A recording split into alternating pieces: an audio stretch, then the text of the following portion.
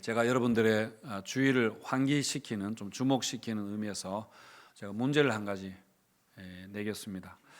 유대인들은 보통 돼지고기를 먹지 않습니다. 유대인들은 명절에 돼지고기 일절 사용하지 않는데 성탄절에 팔지 않는 음식이 있습니다. 성탄절에 팔지 않는 음식이 어떤 음식인지 혹시 아십니까? 예? 돼지고기는 성탄절에 팝니다. 예, 돼지고기는 아니고 모르시겠습니까? 예, 2부에는 한 2명 정도 아는 눈치였는데 지금 여기는 아무도 모르는 순진한 눈빛이신데 성탄절에 팔지 않는 음식은 울면입니다. 울면 안 돼요 이렇게. 성탄절은 가장 기쁜 날입니다. 하나님이 우리에게 가장 좋은 선물 주신 날이기 때문에 그래서 울지 말라 하는 것이죠. 그 하나님 주신 선물이 무엇인가? 우리는 그 선물을 또 어떻게 받고 어떻게 해야 되는가 하는 것을 오늘 본문을 가지고 한번 생각해 보겠습니다. 오늘 말씀은 예수님 나심에 관한 마태복음이 전하는 그런 소식입니다. 18절에 보시면은 예수 그리스도의 나심은 이러하니라 하면서 시작하는데요. 예수님 태어나실 때에 요셉과 마리아 예수님 부모는 결혼하지 않은 약혼한 관계였습니다. 당시의 약혼은 오늘날 약혼과 비슷하기도 합니다만 훨씬 더 구속력이 있는 그런 예식이었습니다. 그래서 약혼을 했지만은 함께 살 수는 없고요. 각각의 부모님 집에서 1년을 그렇게 살아야 하는데 이 기간은 신부의 순결을 증명하는 그런 기간입니다. 혹시 약혼하기 전에 임신한 일이 있었다면은 약혼 기간 안에 드러나게 되겠죠. 그래서 1년이라는 약혼 기간을 두는 것입니다. 그런데 이 약혼 기간에 마리아가 임신한 것이 드러나 버렸습니다. 사실 요셉과 마리아가 아무 일도 없었는데 손도 잡지 않았는데 마리아가 임신을 한 것입니다. 그래서 입덧을 하고 배가 불러오고 이렇게 한 거죠. 18절에 보시면은 그의 어머니 마리아가 요셉과 약혼하고 동거하기 전에 성령으로 잉태된 것이 나타났다 이렇게 했습니다. 그러니까 나타났다 하는 게 이제 배가 불러오고 이렇게 된 거죠. 물론 이것은 성령으로 잉태한 것이다 그렇게 했는데 근데 당시 사람들은 이것을 이해할 리가 전혀 없었을 것입니다. 그러니까 이게 마리아가 순결하지 않다 하는 증거가 되어버리고 간음한 여인이라는 그런 딱지가 되어버린 겁니다.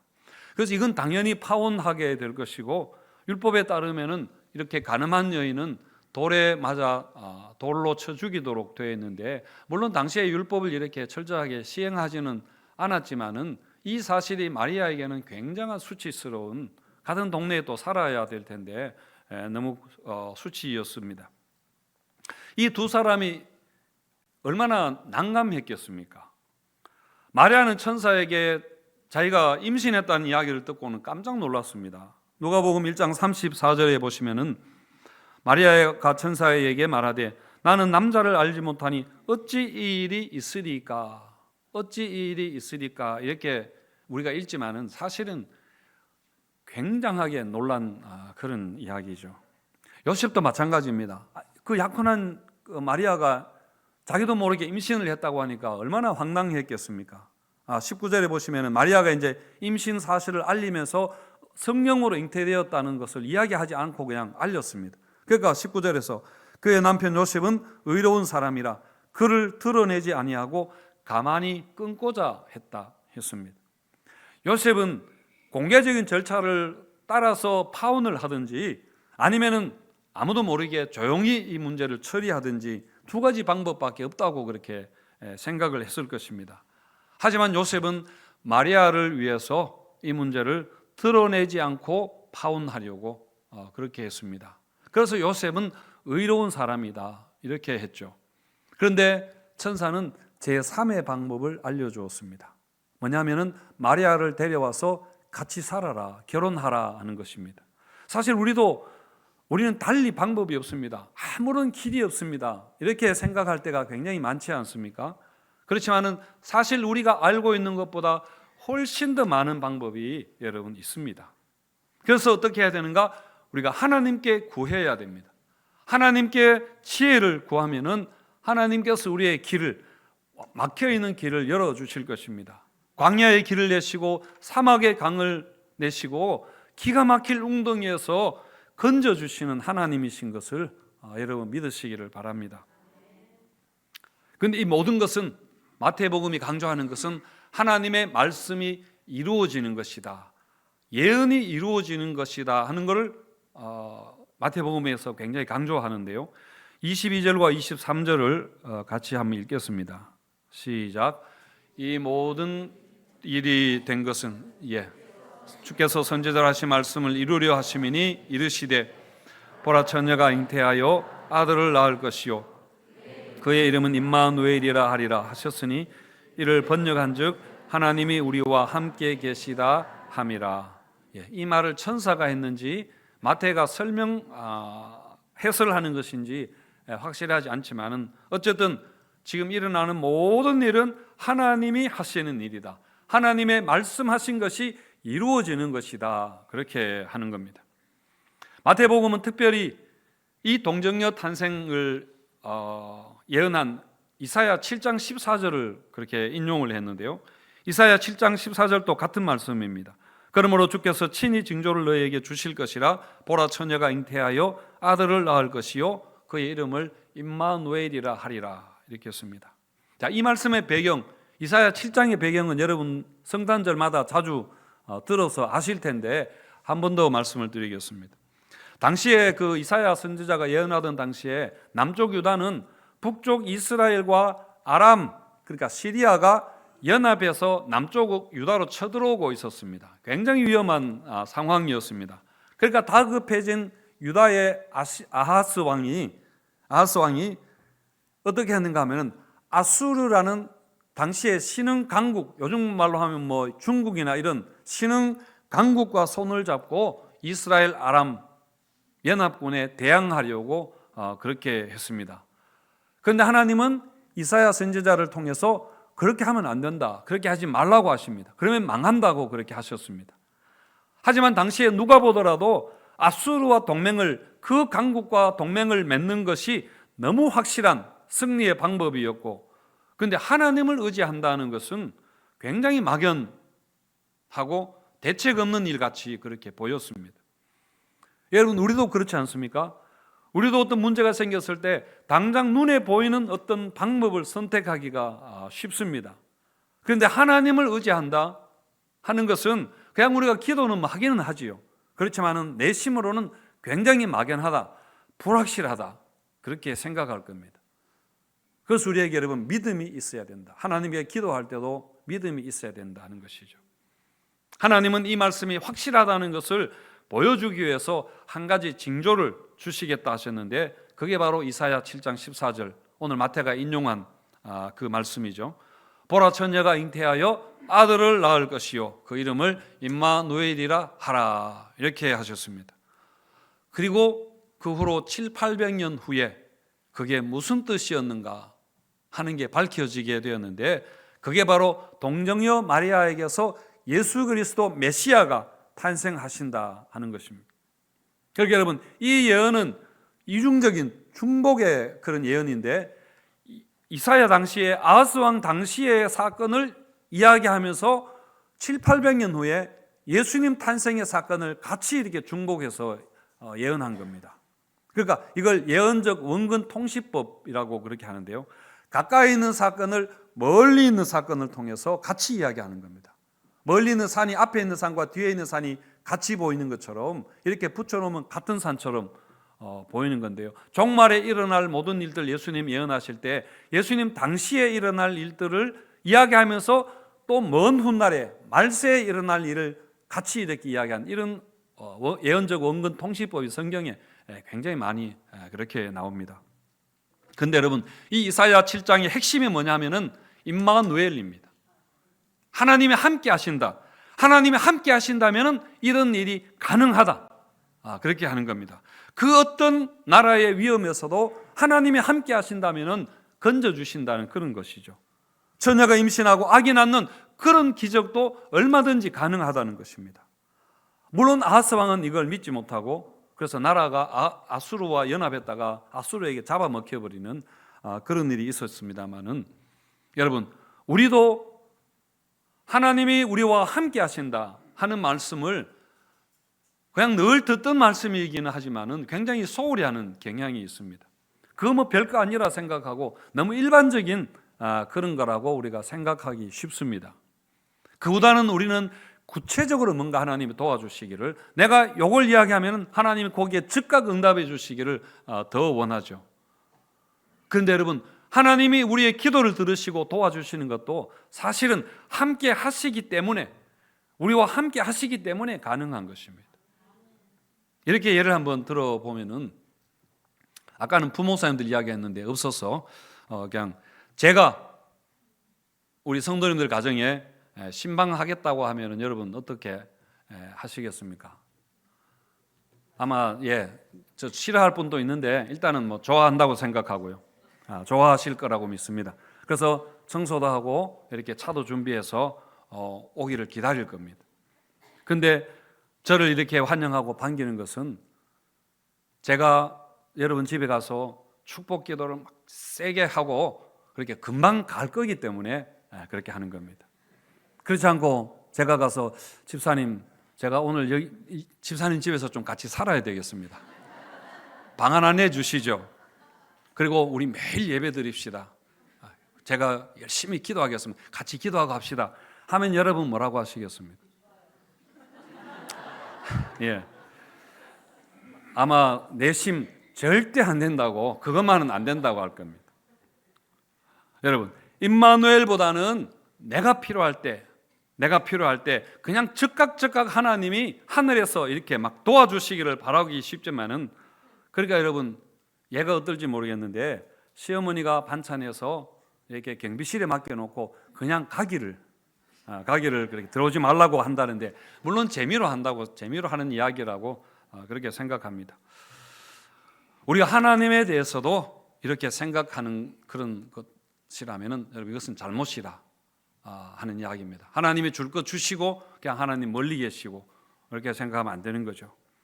여러분, 임마누엘이 하나님이 우리와 함께 하시는 것이 사실은 우리에게 가장 큰 축복이라는 것을, 모든 축복은 이 안에 들어있다는 것을 여러분 믿으시기 바랍니다. 자, 그렇다면 이런 하나님의 임마누엘 은혜에 대해서 우리는 어떻게 반응해야 되는가입니다. 바클레이라는 사람이 바울과 선물이라는 아주 두꺼운 책을 그렇게 썼는데요. 거기에서는 신약 성경에 나오는 은혜라는 개념을 당시 사람들이 생각하던 선물을 어떻게 이해했는가 하는 걸로 그렇게 설명하는 책입니다. 여러분, 은혜는 우리가 아는 것처럼 하나님이 주시는 선물 아닙니까? 그런데 이 은혜를 우리는 하나님이 우리에게 아무렇게나 그냥 막 자꾸 주신다고 그렇게 생각합니다. 그래서 우리는 그냥 받기만 하면 된다, 그냥 받아라 이렇게 하는데요. 그런데 당시 성경 시대의 사람들은 이 선물을 상호적인 것으로 생각했다는 그런 연구입니다. 그러니까 요즘 우리가 결혼식이나 장례식에 갈 때 부조를 하지 않습니까? 저는 처음에 사실 이 부조가 그냥 축하한다는 축하금이라고 생각했습니다. 그리고 또 결혼시킨다고 돈이 많이 들었을 텐데 작지만은 좀 보태라는 의미로 그냥 순수하게 그냥 이렇게 부조한다고 생각했는데, 나중에 이렇게 가만히 보니까 그게 아니라 품앗이 형식의 정말 상호 부조의 성격이 있는 거다 하는 것을 제가 나중에 알게 되었습니다. 여러분, 성경 시대의 선물이라는 것도 개념도 이와 비슷했다는 겁니다. 당시의 선물은 아무한테나 그렇게 주는 게 아니라 선물을 받는 사람으로부터 반대급부를 생각하고 준다는 거죠. 그래서 선물을 받은 사람은 선물을 준 사람에게 뭔가 합당한 반응을 보여야 했습니다. 그래서 이 책이 신약 성경에 나오는 은혜를 이해하는데 획기적인 연구라 그렇게 이야기를 합니다. 자, 여러분, 그렇다면은 이게 우리에게도 굉장히 중요한 문제입니다. 우리가 하나님의 은혜를 굉장히 많이 사용하는데 우리가 은혜를 대하는 자세가 우리가 달라져야 되는 것입니다. 은혜를 받는 자의 마음이 분명히 여러분 달라야 합니다. 물론 이 말은 우리가 구원받는데 어떤 우리의 인간의 행위가 보태져야 된다, 그런 이야기를 하는 것은 아니고요. 하나님이 주시는 선물, 하나님의 은혜, 하나님의 축복을 우리가 너무 가볍게 그렇게 생각하지 말아야 한다 하는 말입니다. 우리가 누구에게 값진 선물을 주는데 저도 시큰둥하고 고맙다고 인사도 하지 아니하고 또 선물을 열어보지도 않고 이렇게 한다면은 다시는 선물을 안 주고 싶을 겁니다. 정말 정성 들여서 이렇게 생각하며 줬는데 반응이 그러면은 정말 굉장히 서운하겠죠.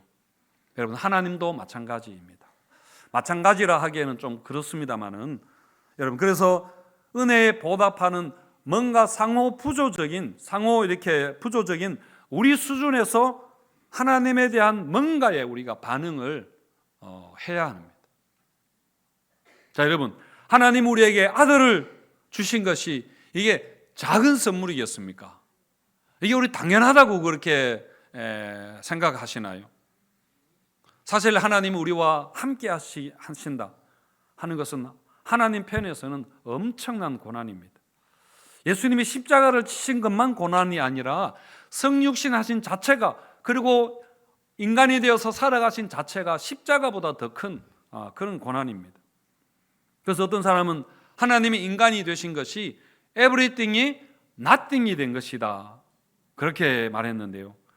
정말 하나님이 얼마나 크신 존재입니까?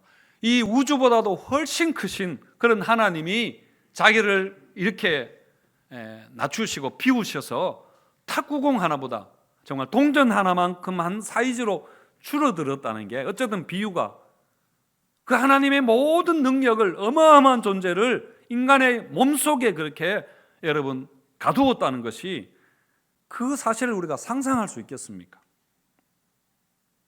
예수님은 임마누엘 하기 위해서 인간의 몸을 입고 오신 것이 아니라 인간이 되셨습니다. 육신이 되신 겁니다. 그래서 인간이시기 때문에 시간과 공간의 모든 제약을 받으셔야 했고, 몸이 아프기도 하고 마음이 아프기도 하고 슬프기도 하고 배가 고파서 밥을 먹고 또 목이 마를 때 물을 마셔야 했습니다. 사람들에게 욕을 당할 때 예수님은 아무렇지도 않았겠지, 하나님이신데 절대 그렇지 않습니다. 우리와 똑같이 그렇게 아파하시고 힘들어하시고 비난과 모욕을 다 감당하셨습니다. 하여튼 인간으로 겪는 모든 고난과 연약함을 인간으로 오셨기 때문에, 임마누엘 하셨기 때문에 다 겪으셨다는 이야기입니다. 예수님이 이 땅에 오신 것이 자기 백성을 저희 죄에서 구원하기 위함이라 했는데, 여러분, 이것이 그냥 하나님이 내가 용서해 줄게, 까짓거 내가 하면 그냥 마음 다르게 먹지, 이렇게 여러분 하나님 마음 푸신 게 아니라는 이야기입니다. 그냥 앉아서 그냥 무죄라고 그렇게 여러분 선언한 게 아니라 인간이 되셨습니다.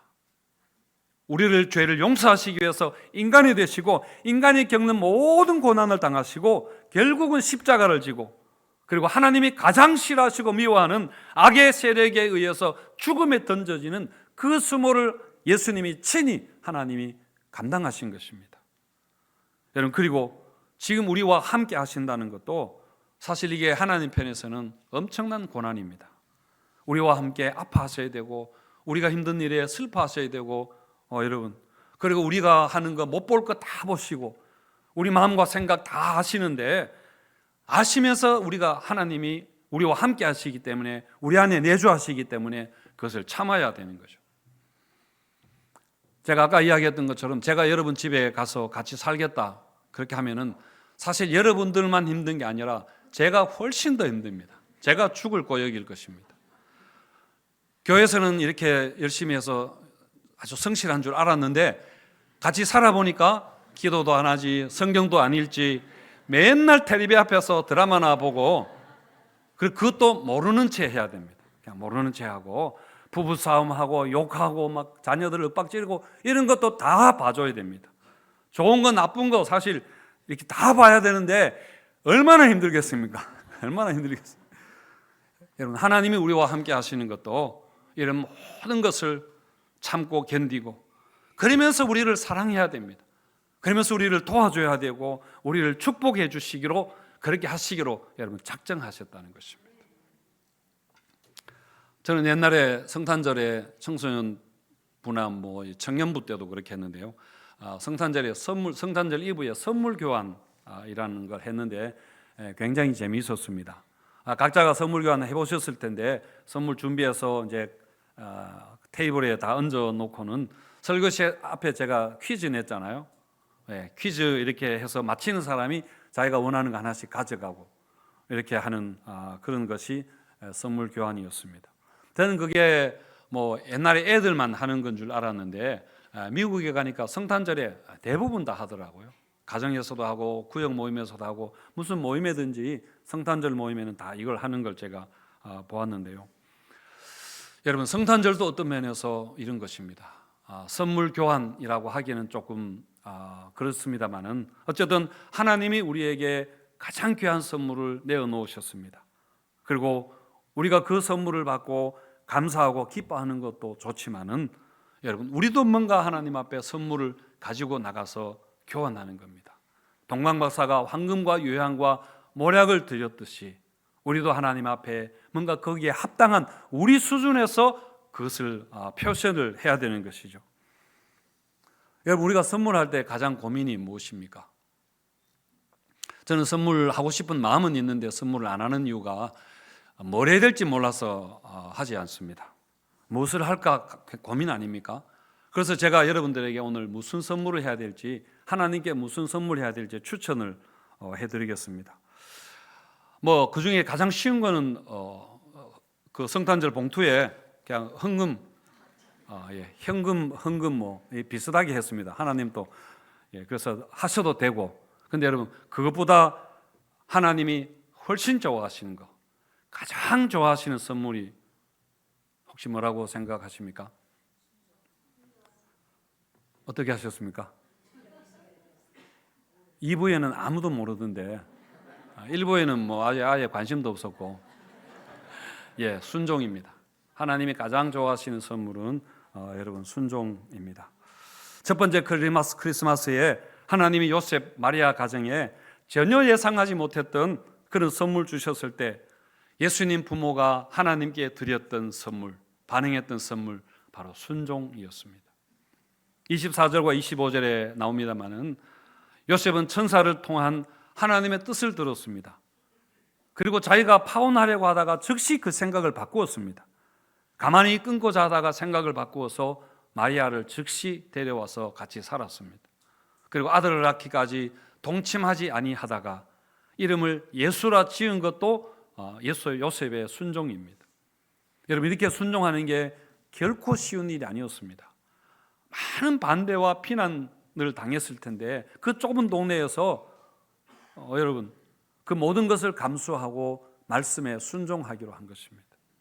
마리아도 마찬가지입니다. 마태복음은 요셉 중심으로 되어 있어서 그 마리아의 순종이 숨겨져 있습니다만은 누가복음에 보면은 마리아가 임신하고 천사가 내가 잉태한 아들은 하나님의 아들이라 그렇게 했을 때에 얼마나 당황스러웠겠습니까? 정말 앞이 캄캄했을 텐데, 근데 마리아는 즉시 하나님 말씀에 순종했습니다. 누가복음 1장 38절에 보시면은 마리아가 이르되 주의 여종이오니 말씀대로 내게 이루어지리다. 내가 주의 여종입니다. 말씀대로 하시라, 그런 말씀이죠.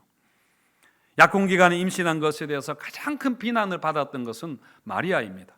마리아는 평생 그 가늠한 여인이라는, 부정한 여인이라는 그 꼬리표를 달고 살아야 했으니까요. 하지만 그 모든 수치와 비난을 감당하기로 그렇게 했습니다. 따라서 여러분, 예수님이 이 땅에 오셨을 때 그야말로 적대적인 땅에 오셨는데 마리아와 요셉의 순종이 예수님을 감쌌던 그 강보였고 예수님을 받았던 말구유였습니다. 요즘은 순종이 별로 매력 없는 그런 시대 아닙니까? 뭔가 튀고 도발적이고 뭐 자유로 분방하고 이런 것들을 인정받는 그런 사회적인 분위기입니다만은, 그래서 순종하면은 왠지 그게 좀 약해 보이고 옛날 어른들이나 좋아하는 걸로 그렇게 생각하기 쉬운데요. 하지만 여러분, 신앙에 있어서 예나 지금이나 그리고 앞으로도 가장 중요한 것은 여러분 순종입니다. 하나님의 모든 복이 순종이 없다면 우리의 것이 될 수가 없는 것입니다. 아무리 하나님이 우리에게 임마누엘 하셔도, 우리 안에 계시고 우리 가까이 계시고 우리와 함께 하셔도 내가 순종하지 않는다면은, 하나님께 순종하지 않는다면은 아무런 일이 일어나지 않는 것입니다. 그 임마누엘의 복이 될 수 없는 것 아닙니까? 우리는 내가 할 수 있는 것만 이렇게 순종하려는 그런 경향이 있습니다. 나는 뭐 하나 하니까, 교사하니까 찬양대는 안 해도 돼, 이렇게 취사선택, 순종을 취사선택 하려고 그렇게 하는, 그것도 여러분 온전한 순종이라고는 할 수 없습니다. 모든 것을 언제든지 주님께 순종하는 그런 마음이 우리에게 여러분 필요합니다. 이처럼 우리에게 가장 귀한 것을 주신 성탄절을 우리가 맞이했는데, 여러분 성육신하신 예수님께 우리가 경배한다, 예배한다 하는 것은 뭐냐면은 순종한다, 그런 의미입니다. 순종하지 않는 예배가 예수님에게 무슨 의미가 있겠습니까? 순종하지 않는 자가 와서 아무리 찬양하고 아무리 엎드려봐야, 아무리 기도해봐야 그게 무슨 소용이 있겠습니까? 어제 미천 파트너스 대표인 그 한철호 선교사님이 보낸 성탄절 메시지 내용을 제가 소개하고 마치겠습니다. 이렇게 보내왔는데, 이번 성탄절에는 우리의 순종으로 말미암아 주위 분들에게 기적이 일어나기를 기대합니다. 용서의 기적, 화해의 기적, 회복과 치유의 기적, 따뜻함의 기적, 두려움에서 해방되는 기적, 부족한 재정이 채워지는 기적, 기대하지 않았던 선물을 받는 기적, 이전에 눈치채지 못했던 사랑을 발견하는 기적, 그리고 바로 옆에 와 있는 이주민이 나를 향한 하나님의 선물임을 발견하는 기적이 나의 순종으로 말미암아 일어나기를 기대합니다. 이렇게 했습니다. 성도 여러분, 이처럼 우리는 그저 가만히 앉아서, 물론 기도는 하겠지만, 하나님 기적이 일어나게 해주세요, 기적이 일어나게 해주세요, 하나님 능력을 한번 보여주세요, 이렇게 하나님을 시험하듯이 요구하는 것, 돌로 떡을 만들어 보세요, 그러면 내가 믿겠습니다, 이렇게 요구하는 하는 경향이 있는데요, 여러분 그 기적은 우리가 하나님께 순종할 때 일어나게 된다는 것을, 임마누엘 하신 하나님에게 순종할 때에 임마누엘의 기적이 일어나게 된다는 것을 여러분 믿으시기를 바랍니다. 우리의 순종을 통해서 임마누엘 하시는 하나님이 주시는 성탄의 기적을 경험하는 성도님들 되시기를 축원드립니다.